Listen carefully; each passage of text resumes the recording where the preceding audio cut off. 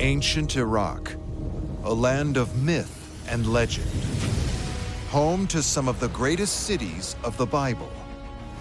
Well, it's the cradle of civilization. This is one of the most important areas in the world.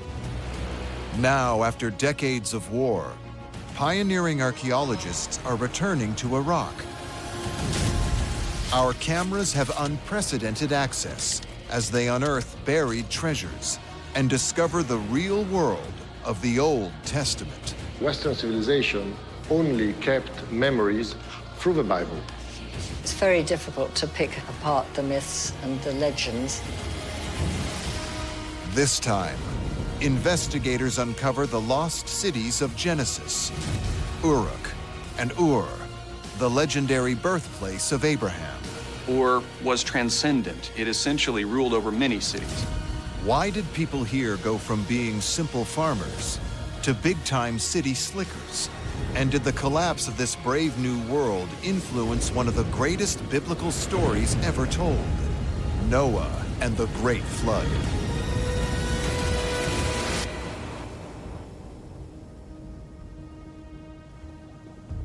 It's just before dawn in southern Iraq. A small convoy of vehicles heads out across the desert. Joining the team is archaeologist Sebastian Ray. He and his colleagues are traveling 200 miles south of Iraq's capital, Baghdad, heading for a set of ancient ruins which could unlock the origins of civilization itself. Archaeology is truly amazing here. Every morning I have this excitement of maybe this is the day where we will find something truly exceptional. The sands of southern Iraq hold a unique place in human history. 6,000 years ago, a people called the Sumerians built the world's first cities here. They vanished, but for reasons that are still unclear, their civilization influenced the stories of the Bible, written thousands of years later by a very different people. According to Genesis, this is where the world began, the setting for the Garden of Eden, the Great Flood, and where the descendants of Noah built Erech, a mighty city. Today, biblical scholars identify Erech with Uruk in southern Iraq, a huge Sumerian metropolis, older than the pyramids. Uruk had temples studded with intricate stone mosaics and developed a maze of streets filled with mud brick houses. Widely seen as the world's first true city, 6,000 years ago, this was a revolutionary way of living. Why were the Sumerians the first people to build cities? And what was the world of Genesis really like? The first Westerners to uncover Iraq's lost cities were inspired by the stories of the Bible, but archaeologists have still barely scratched the surface of what lies buried here. These rare aerial images show the sheer scale of Uruk's sprawling ruins today. Sebastian Ray from the British Museum belongs to a new generation, working alongside Iraqi colleagues and driven by science. Our cameras have unique access to follow their groundbreaking dig at a neighboring site called Girsu. It could shed new light on how the first cities like Uruk evolved. Girsu in the 3rd millennium BC was a very, very big city. We call it a mega city, and it was home to more than 20,000 people. The Sumerians, like the ancient Egyptians, built on a massive scale. The team is uncovering a very unusual structure. It's colossal and unlike anything ever found in ancient Iraq. This construction is a very unusual plan, almost in the shape of a big X.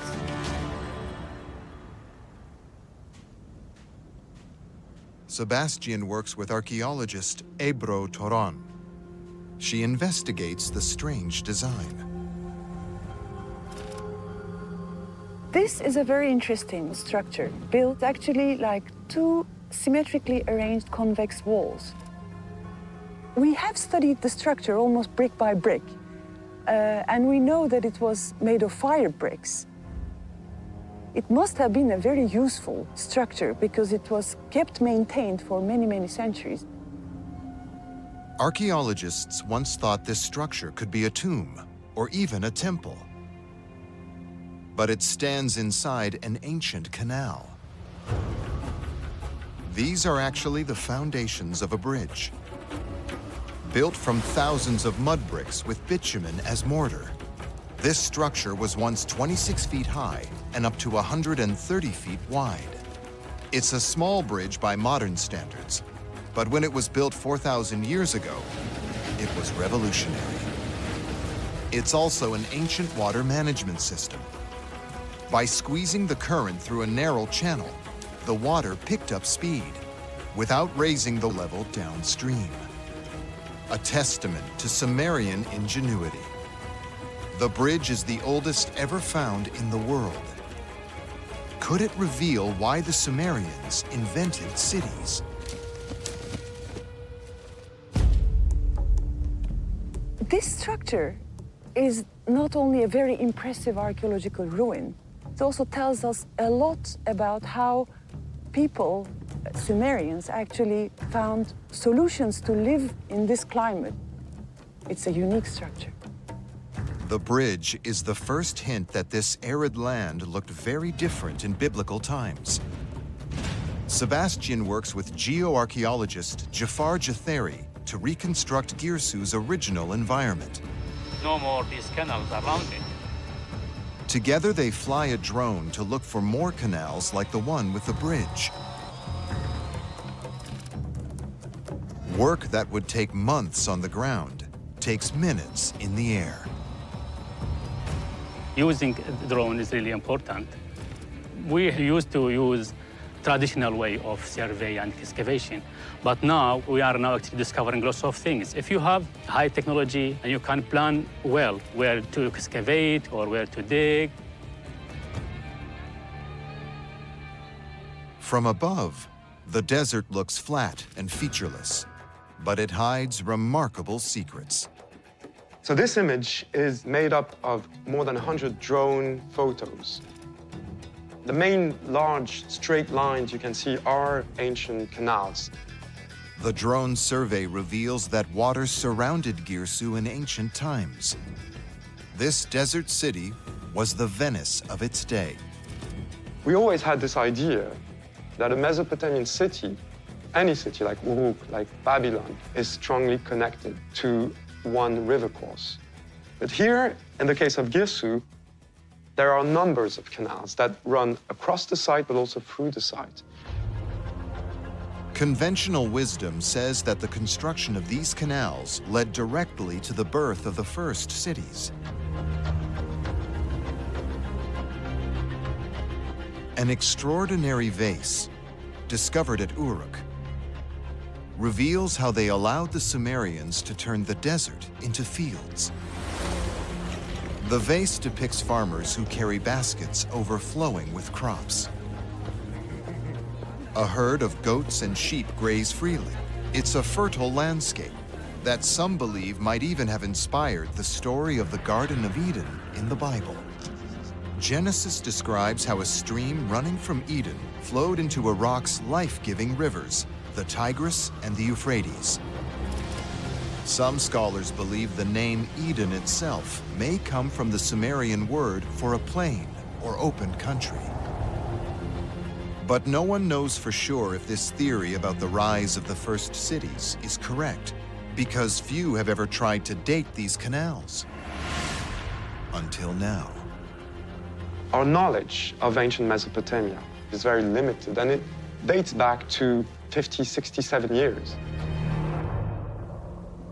Sebastian's team uses an ingenious technique to find out exactly how old the canals are, and if they were dug at the same time as the city was built.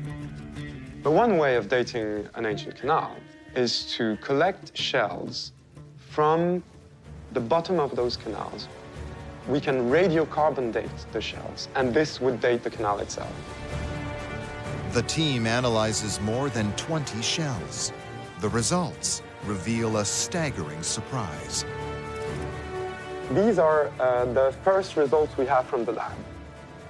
The range of dates for the earliest large-scale canal is roughly from 6,000 BCE to 4,500 BCE. The canals appear to predate any Sumerian city by at least 1,000 years. It means that settled farming cannot be the spark that led to places like Uruk. So if we assume that the model that everyone agrees on today, that Uruk, the famous city, is the first city, these canals are 1,000 to 2,000 years earlier than this very important date. This would significantly change almost everything we know about the rise of the city in Mesopotamia. Everything we thought we knew about the dawn of civilization could be wrong. Something else must have motivated people here to build cities. Why did people leave this real-life Garden of Eden for life in a big metropolis? A clue could lie at the center of Uruk with a vast temple, the world's first pyramid.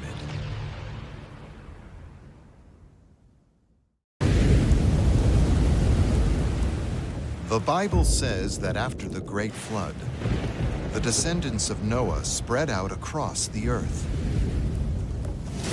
One man, a mighty hunter called Nimrod, supposedly founded the world's first cities in the land of Shinar.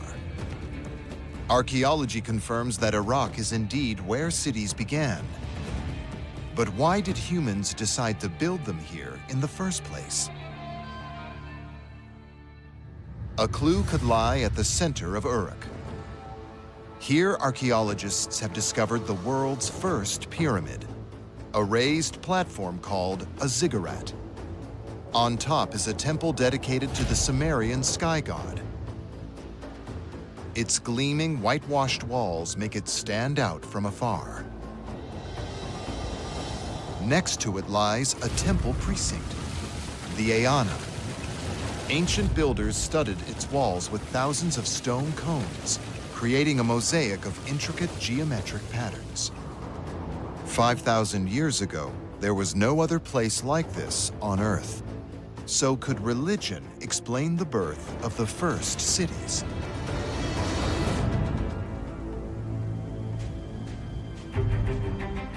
Sebastian Rey investigates a building buried at the nearby city of Girsu.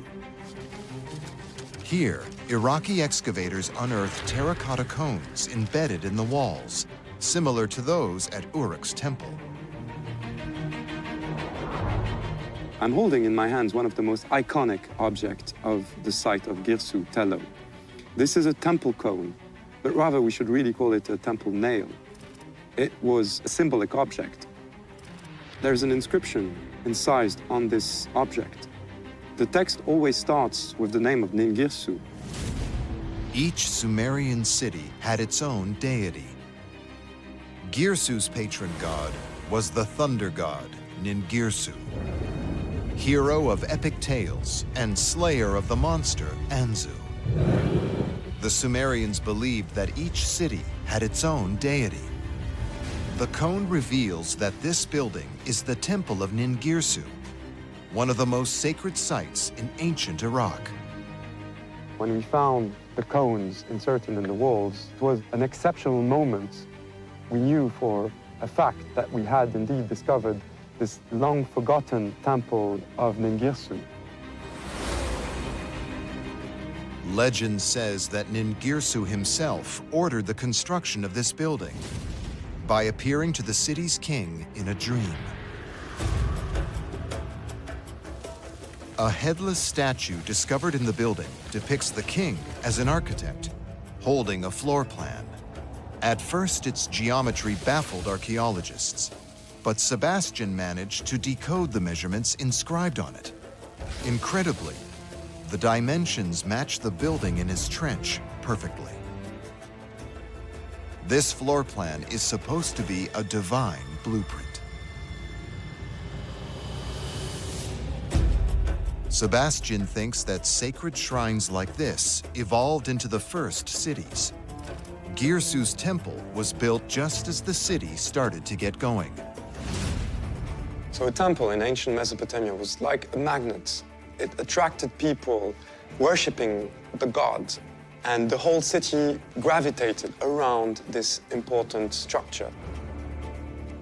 Religion helped to give rise to the civilization that would shape the Bible. Gods lay at the heart of the day-to-day Sumerian world. But many early cultures had shrines. How did the Sumerians turn theirs into cities? A clue lies with a skill we take for granted: writing. Phil Jones investigates how Sumerian priests were the first people to harness the true power of this radical new idea.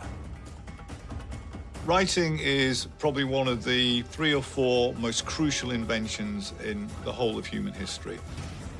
It is a complete game changer.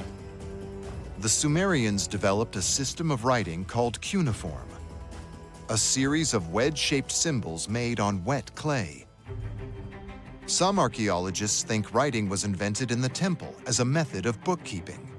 This is a cuneiform tablet, just over 4,000 years old. So this is basically a receipt for various officials receiving grain. First line ends with the name of a person. When it's finished giving the list of people receiving the grain, we have a total of how much grain has been involved. This carving from Uruk reveals how temples had to administer an extraordinary amount of produce. Citizens carry jars of fruit, grain, and fish to the temple, all offerings for the goddess Inanna. But priests would also redistribute some of this food back among the people living in the city. The Sumerians were the world's first bureaucrats. Writing allows you to keep track of the raw materials moving through the system. The temple itself is partly a religious institution, but it's also essentially a real estate corporation. Sebastian believes that the temple ran these fledgling cities. It was the engine which powered the growth of civic life. Everything is linked to the temple. So in Uruk, for example, most of the very first tablets that we have are linked to the temple of Inanna. So there can be no doubt that in Mesopotamia, the birth of the city and the invention of writing is linked to development of the temple. Sumer was a land of incredible innovations. Is this why the later biblical writers believe the world began here? Writing also allowed humans to record stories for the very first time. But the Sumerians were devoted to one story in particular: the myth of a great flood. Where does it come from? And why is it so similar to the tale of Noah's Ark in the Bible? Thousands of years ago, the Sumerians believed a great flood destroyed the world. Legend says the gods grew angry with humanity for being too noisy, so they sent a great deluge to wipe them out. But they spared one man, who they told to build a boat and rescue all life. Why is this Sumerian tale so similar to the story of Noah's Ark? Could a real event connect them both? Archaeologists have found many versions of this story. The most famous is found in the tale of a king of Uruk called Gilgamesh. The discovery of his story in the 19th century astounded a Western world brought up on the tale of Noah. It appeared to confirm that the Bible conveyed historical truth. Gilgamesh was an epic hero, but he may be based on a real king who lived nearly 5,000 years ago. So if he did exist, what was the world he came from? The world of the flood. The rise of these early rulers is shrouded in mystery. Barbara Helving looks for clues here at the Pergamon Museum in Berlin. The big change of the fourth millennium is that we see a new type of leadership emerging. There is a figure responsible for forming the interface between the humans and the deities. This small clay impression depicts one of these new rulers. He stands on a boat next to a model of Uruk's temple, a sign of his sacred responsibilities. But as cities grew bigger, they needed leaders who could combine many roles. We also see him in scenes of violence. This personality takes charge of organizing these things. This was the world that Gilgamesh would have come from if he existed. One with a dark side.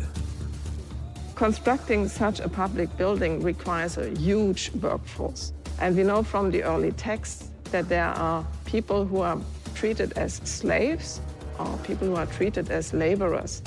We haven't seen an institutionalized inequality in the same way. And it fascinates me. I would like to understand how people ever agreed to do this. A curious ancient text called the Sumerian King List claims that Gilgamesh was one of these early rulers. He appears as one of the kings who reigned after an event known as the Flood. At first, it appears to confirm the Sumerian myth. But there's a problem. Historians think that originally, the stories of Gilgamesh and the Flood were separate. They were only combined much later. But Assyriologist Stephanie Dalley thinks that the idea of a global deluge could have its origins in southern Iraq's unique geography. You need a flood to give people the idea of it, and that's what you do get in Mesopotamia. In ancient times, the Sumerian cities lay between the Tigris and Euphrates rivers and were much closer to the sea. Under certain conditions, a flood could submerge everything as far as the eye could see. You wouldn't get that in Palestine. You wouldn't get that in most of Syria. But you do get it in Mesopotamia because of the two great rivers flooding over one into the other and covering the whole of the land. Intriguingly, archaeologists have found evidence of flooding at several Sumerian cities. They all date from different times. Flooding was an ever-present hazard. But the story of the flood also reflects an attempt by the Sumerians to reconstruct their distant past. Just like the book of Genesis, the flood was the equivalent of a Sumerian year zero.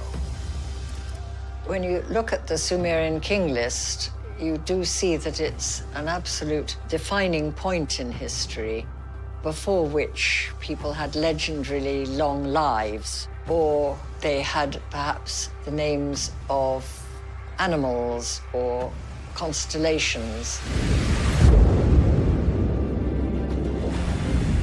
It's impossible to say if a shared memory of a flood filtered down to the early Israelites as well. But many historians believe that the biblical authors must have borrowed key details from the Sumerian tales for their story of Noah's Ark. But how did this happen? The flood story is far from the only chapter in Genesis with a mysterious Sumerian connection. Why did the biblical writers also believe that their ancestor Abraham came from this place, the legendary city of Ur? 4,300 years ago, disaster struck the biblical city of Uruk. A new city in the north, Akkad, conquered all of the Sumerian people and created the world's first empire. The city of Akkad itself has never been identified, but the Bible alludes to its world-shattering power. According to Genesis, Nimrod, the founder of Uruk, also established Akkad. Some believe his name might refer to an Akkadian king called Naram-Sin. Eventually, the Sumerians fought back under the leadership of another city, one of the most famous in the Bible, Ur, the legendary birthplace of Abraham. Excavations reveal that 4,100 years ago, Ur was a mighty metropolis. At its center rose a towering ziggurat dedicated to the moon god Nana, surrounded by a sprawling religious district. Beyond it lay a maze of streets, home to as many as 65,000 people, all surrounded by fertile farmland. So who lived here? And why does the Bible say that Abraham was among them?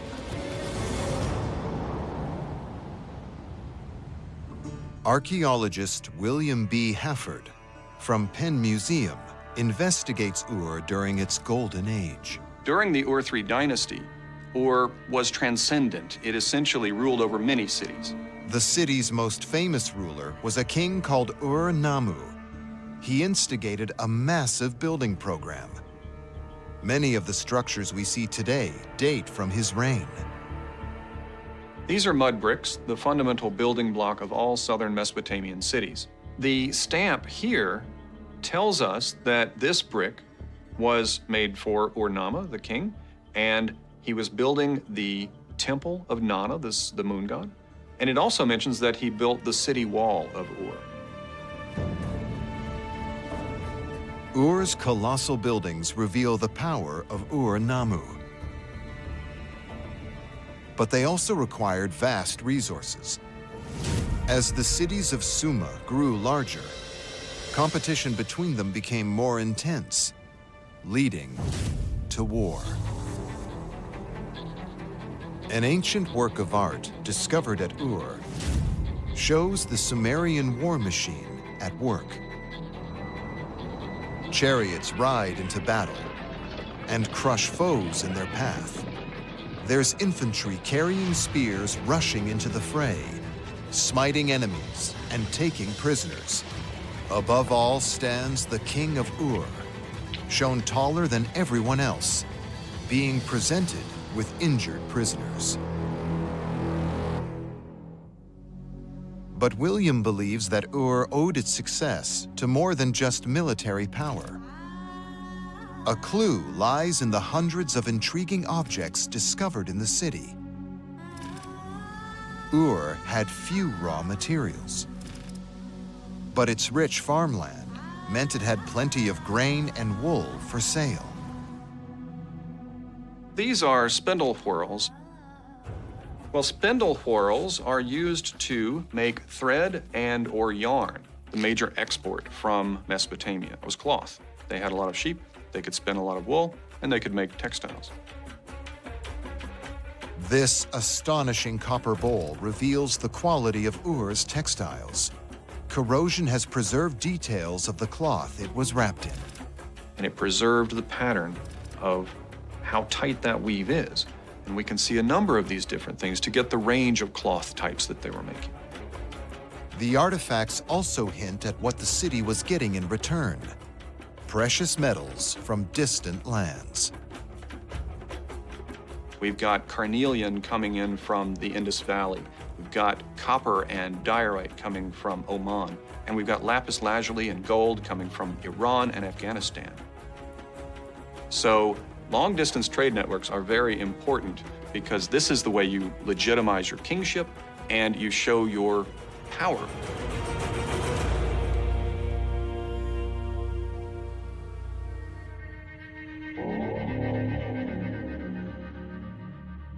So why did the biblical writers believe that their ancestor, Abraham, was born here? A clue could lie with how they describe this city. The book of Genesis mentions Ur 3 times.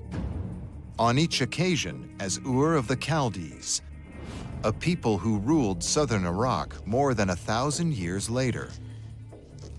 when most scholars believe the Bible was written down.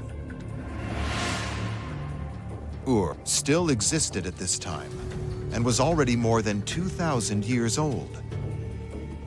One explanation is that the biblical authors were trying to reconstruct their distant past. But people of faith believe that Abraham really did live here, just hundreds of years after Ur's golden age. This was a time of turmoil, when invaders devastated the city. It's also when the first written copies of the flood myth appear. So could the collapse of the Sumerian world help explain both stories? 4,000 years ago, foreign enemies attacked the great city of Ur, bringing its golden age to a sudden end. Some believe one of the most important events in the Bible took place during the chaotic era that followed. Abraham, the ancestor of the Israelites, left Ur for the Promised Land. This is also the time when the earliest written versions of the flood myth start to appear. So did the fallout from the collapse of this great city influence the Old Testament stories? Today, tradition says that this building in Ur is the house of Abraham. Archaeologists uncovered it in the early 20th century. Well, the earliest archaeologists in the Near and Middle East were often driven by biblical stories. Certainly, Sir Leonard Woolley thought that this was the city that Abraham may have come from. However, he was going to be very careful to try and find evidence. So, in a way, they were trying to see what was this city like through so many periods of time. It was occupied for 5,000 years. The early excavators claimed that these were the very streets that Abraham would have wandered through as a boy, a claim that was perhaps driven by the need to raise funding for their dig from a public hungry for historical truth in the stories of Genesis. Sir Leonard Woolley, in his academic work, he almost never mentions the Bible. In his public works and his lectures, he would often do it to bring in the crowds. There's no physical proof that this house belonged to Abraham himself. What we see today was restored during the 20th century.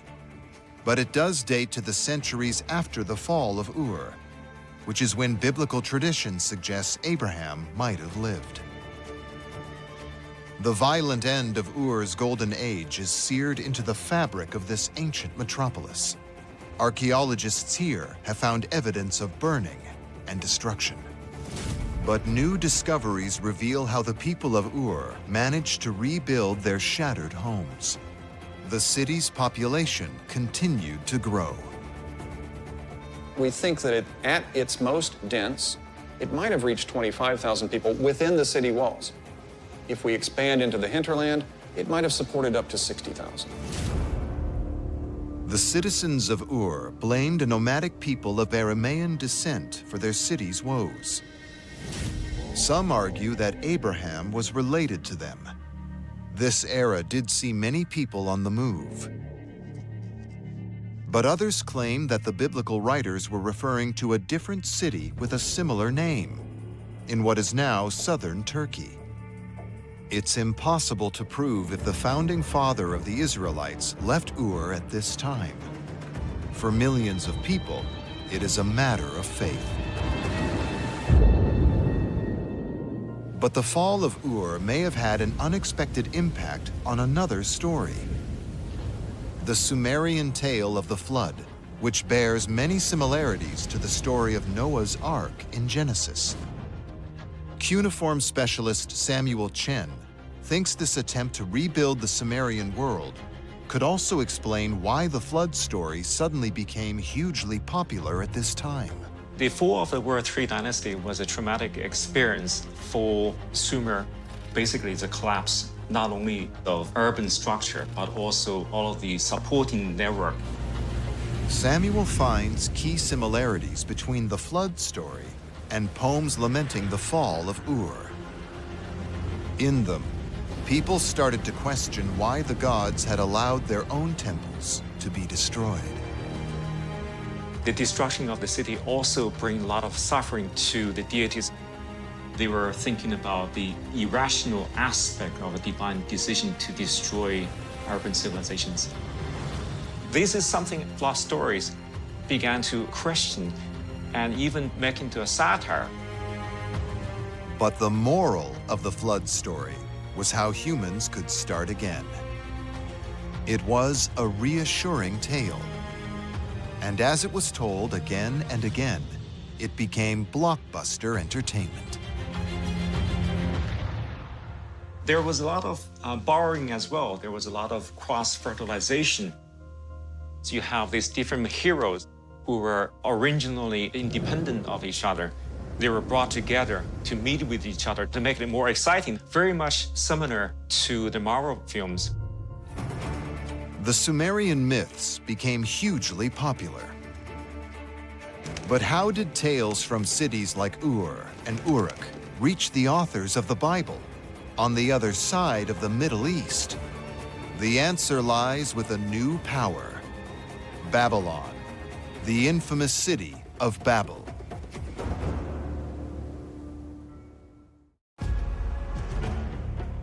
The Sumerians disappeared more than 4,000 years ago, but the tales of their cities live on in the Bible. How did two civilizations, separated by thousands of years, end up sharing so many of the same stories? The answer could lie with a city that connects them both and casts a long shadow over the Old Testament: Babylon.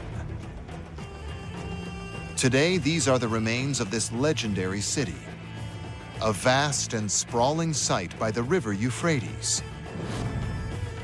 Osama Hisham from the World Monuments Fund works to rebuild this magnificent site.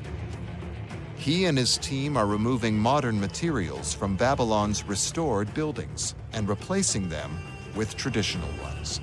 We are now identifying the damages to the walls and the roofs of the temple and putting a plan to fix them in the future. Babylon is no stranger to repairs. Maintenance happened in all ancient cities. But what makes Babylon exceptional is its longevity. Its buildings were rebuilt again and again. Babylon was the city that captivated people for thousands of years. And it's actually a privilege for me to work in such a city which helped and shaped the world that we are living now. The city burst onto the world stage 3,800 years ago, ruthlessly taking advantage of the declining Sumerian cities. It became the biggest, most famous metropolis in ancient Iraq, a title it held for the next 1,000 years. But the Babylonians were aware that they controlled cities far older than their own. Assyriologist Stephanie Daly investigates how Babylon played a critical role in keeping Sumerian culture alive. The Babylonians inherited writing from the Sumerians, and much more. Babylon comes late into the history of Mesopotamia. There was a tremendous amount of copying Sumerian literature, and Sumerian poetry is very different from Babylonian. It's very imaginative. It was a major point for them to copy the poetry of the Sumerians. The Babylonians set up writing schools to teach cuneiform.